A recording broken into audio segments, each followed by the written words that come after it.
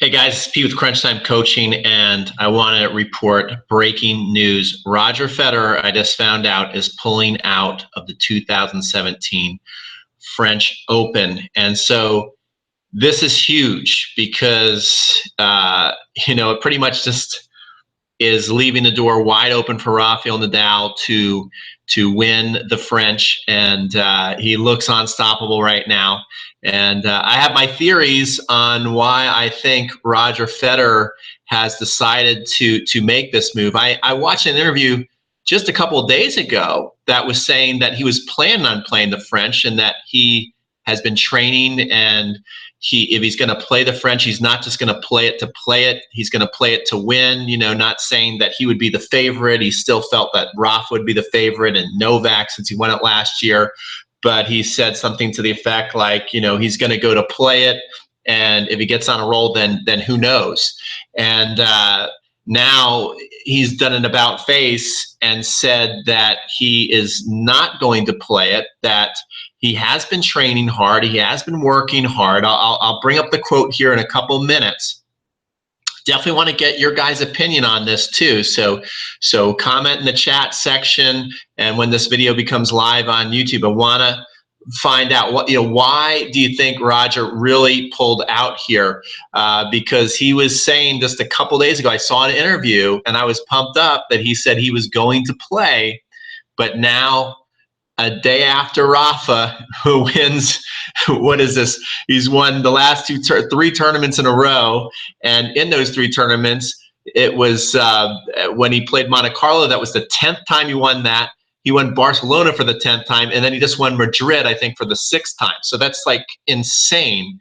And so obviously Rafa is at a very, very high point in confidence, which he hasn't been for a while. And he looks unbeatable.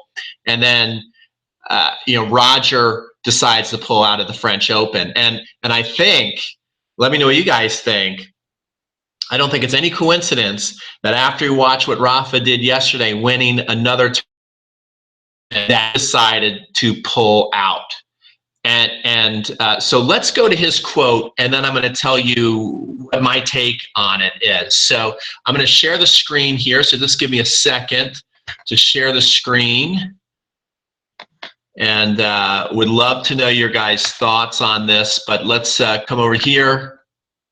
And so it says Roger Federer pulls out of the French Open, and Nadal is now practically a lock to win it. So here is exactly what Roger said. He said, regrettably, I decided not to participate in the French Open. I've been working really hard, both on and off the court, during the last month, but in order to try and play the ATP Tour for many years to come, I feel it's best to skip the clay court season this year and prepare for the grass and the hard court seasons. The start of the year has been magical for me, but I need to recognize that scheduling will be key for my longevity moving forward. Thus, my team and I concluded today that playing just one event on the clay was not in the best interest of my tennis and physical preparation for the remainder of the season.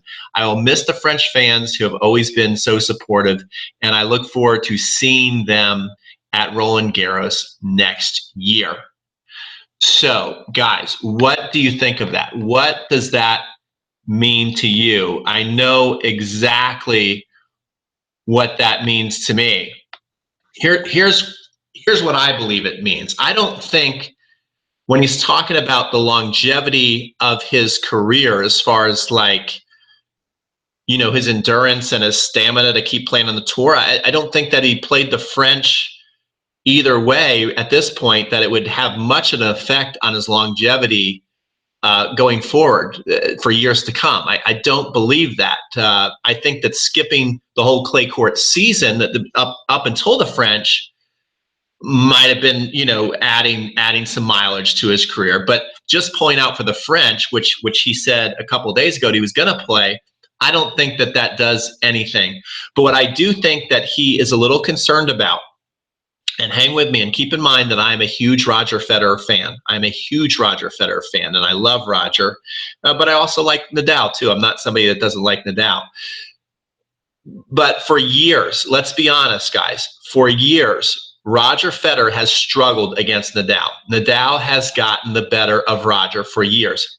And Roger said that getting his tail kicked at the French Open one year, where I think he lost like 0-2-3. I mean, it was something. I remember watching that match, and it was hard to watch. And he said that had an effect on their rivalry for a while. He said that really hurt his confidence. He said this leading into the Australian Open final, and he said, but now that he's older, he doesn't think that match, has a big effect anymore. That he's older, he's more mature, and I think now that he was able to, hand it to Rafa pretty good. I think in Miami when they played. I think it was Miami that they played. You guys can correct me if I'm wrong. And then winning that really tight match. I mean, he was able to do two things that he has not done in a while. Is he won won the Australian Open in a tight 5-set match, where usually they went to a tight 5-set match in a Grand Slam. It would be advantage Rafa. Rafa was winning those tight matches. And then to beat Rafa, back to back, and to really dominate him. Now he's got his mojo. He's got his mojo to where he's turned that rivalry around. And I think he feels that if he goes to the French and he hasn't prepared the way that he wanted to, as far as, if he's going to play a big match against Nadal, not playing any tournament and going in cold turkey is a tall order against somebody who is the greatest clay court player of all time, arguably playing some of his best tennis of his career, that the odds of him going in there and beating Rafa are not good, and that could completely flip the switch on the rivalry. And these two guys, incredibly enough, are now the best two players in the world again. Let's be clear. I don't care what the ranking says. These two guys are now the best two players again. And especially as we go into the back end of the year, they could easily be competing for number 1 and number 2 in the world, because they both don't have many points to defend because of injuries and Rafa not performing the way he usually does. He's gone out early in some tournaments. So these guys can rack up a tremendous amount of points, to where Djokovic and Murray, who did pretty well all year, and especially Murray towards the back end of the year, they have all these points to defend. So these two guys most likely are going to be competing for number 1 and 2 in the world for the year. Also, what I thought was interesting is when Roger won the Australian Open, and I'd love to get your thoughts on this too. When Roger won the Australian Open, guys, and he won number 18, it was kind of like, okay, he solidified greatest of all time right there. He beat his biggest rival. He separated himself from the field, and now he had 18, and Rafa has 14. And that separated the legacy, I think. And most people go, Roger's the greatest. But now, with Rafa playing 3 tournaments, and just think about this, 3 tournaments, he has 26 titles in those 3 tournaments. And if he wins the French, he will now have 10 French Opens, okay? Think about that. That, to me, puts him right back in the conversation to become the greatest player of all time again. I really believe so. And so he'll be at 15, Roger will be at 18, and he's younger, so he can still win more Grand Slams, so he could conceivably catch Roger. And I think that both these guys have to be very careful of staying in control of the rivalry. And will it be enough to just skipping the French? Will it be enough for Roger to keep the upper hand mentally when they go on the court? Because Rafa's confidence has to be sky high right now. And he has done this before, to where he's looked down and out, and then he's had an amazing clay court season, and then he's able to somehow go and play great on the grass, even though it's not his natural surface, and he's won the Wimbledon a couple times, and he's won the US Open. So, you know, it looked like Roger was unbeatable. Now it looks like Rafa's unbeatable. So the next time they play, who's going to have the mental edge? I think that's going to be really interesting to see. It was clear that Roger had somehow got the mental edge, but is that mental edge still there now that Rafa is completely dominating the tour and no one even looks close to him right now?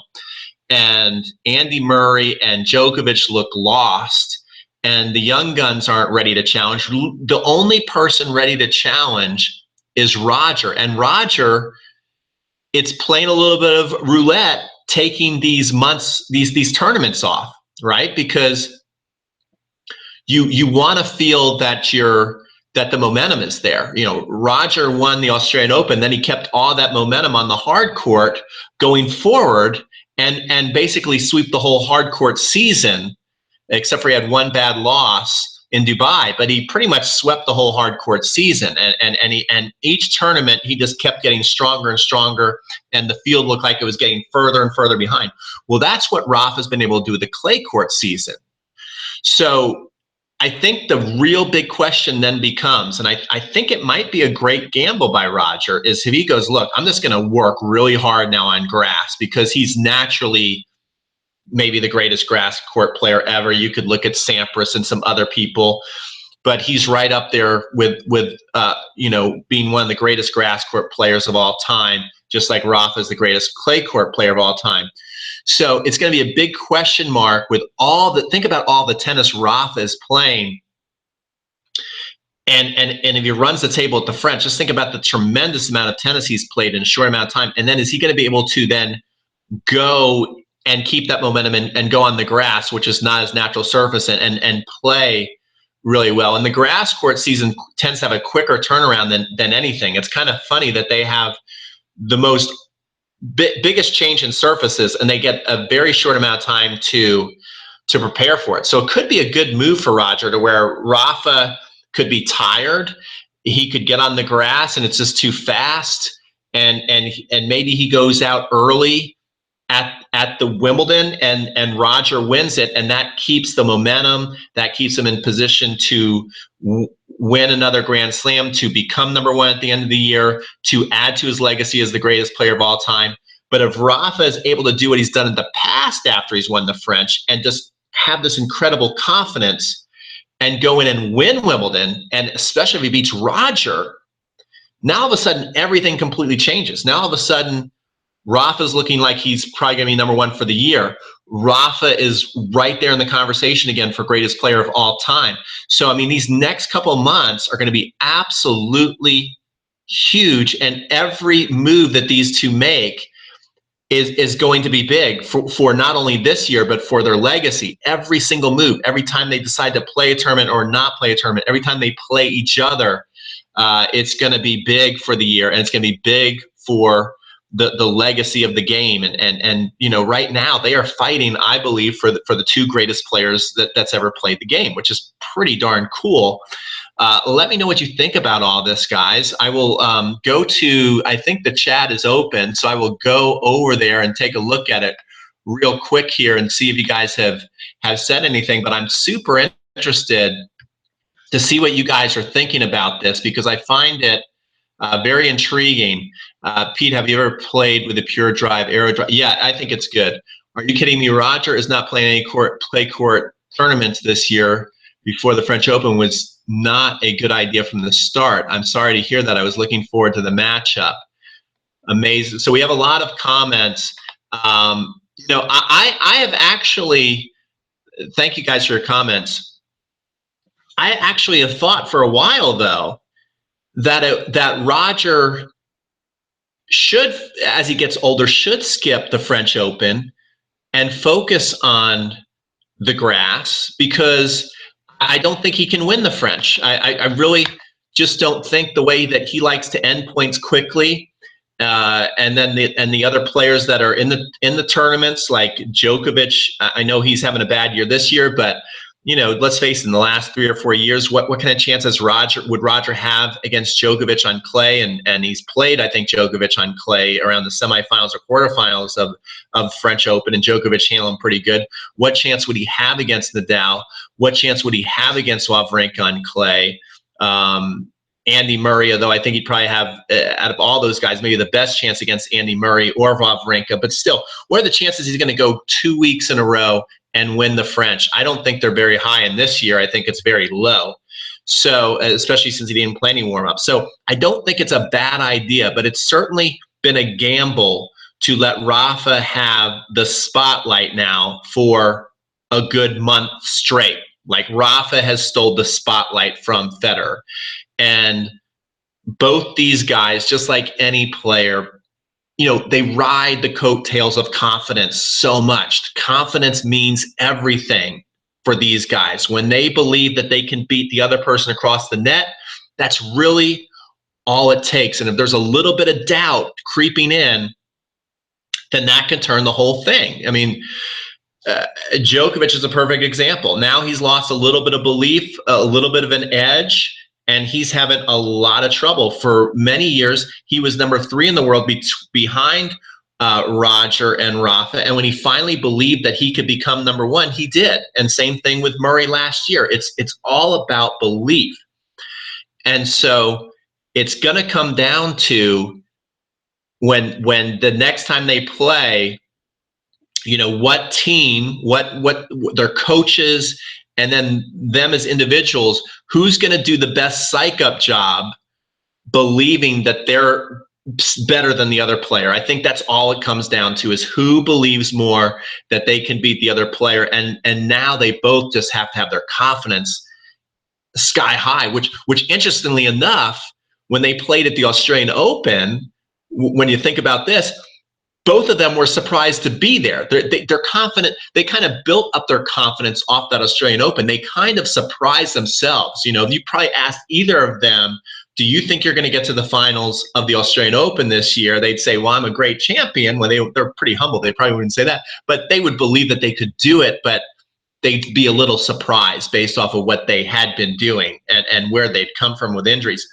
Now, I'm sure both of these players feel that they're number 1 in the world. Both of these players feel that they are the best right now in the world. Roger was the best hard court player. Rafa's the best clay court player. They go into the grass. Now, you'd have to say that Roger is the favorite there because he's so good on grass and because he's going to be well rested, and Rafa is going to be playing so much tennis. So this could be a very, very smart move for Roger. But it could still backfire based off of what Rafa has done in the past after he's won the French Open. This is when he's been able to go on the grass and somehow look great on grass. So what do you guys think? Is Rafa going to come off? I think that's the big question. I think Roger's going to have a very solid Wimbledon. I think he's going to be there at the very end. And the question becomes, I think we can almost guarantee, I mean, it's crazy to guarantee a Grand Slam victory because it's so hard to win a Grand Slam, but I think we can pretty much guarantee a Rafa Nadal Grand Slam title at the French Open. Of course, things can happen, but I would say he's more than a heavy favorite. So how is Rafa going to react after coming off French Open? What do you guys think? What is Rafa going to do after he wins the French? Is he going to use the French and come off and play great tennis at Wimbledon? Or is he going to be just so darn tired and put everything into the clay court season to where he's going to be tired on the grass and then maybe even tired going into the hard court season? So what do you guys think about this strategy by Roger? Was it a good idea, a bad idea? Who's going to have the advantage the next time they play? This is all very interesting because it just does not affect this year and the year-end rankings. It really literally affects the history of the game. So pretty interesting stuff. Let me know. Comment below. Guys, my name's Pete. I'm an online tennis instructor. As this comes off the live feed, I will put other suggested videos. So if you ever are interested in learning how to hit any of these shots, how to hit forehands and backhands and volleys and the mental game and singles and doubles, I also do that as well on this channel. So make sure you like, comment, and subscribe. I'm always going to be around with the latest breaking tennis news and opinions on matches. So somebody's saying, "You're welcome." Okay, what does that mean? Really, LOL. So I want to know what you guys think. And Frank says he thinks it's a great idea for Roger. He would not win anyways. I kind of agree with you there, Frank. So that's it. I'm going to turn off this broadcast. I can't wait to read all your comments in these next couple of days. I'll be sure to be chiming in and letting you know what I think.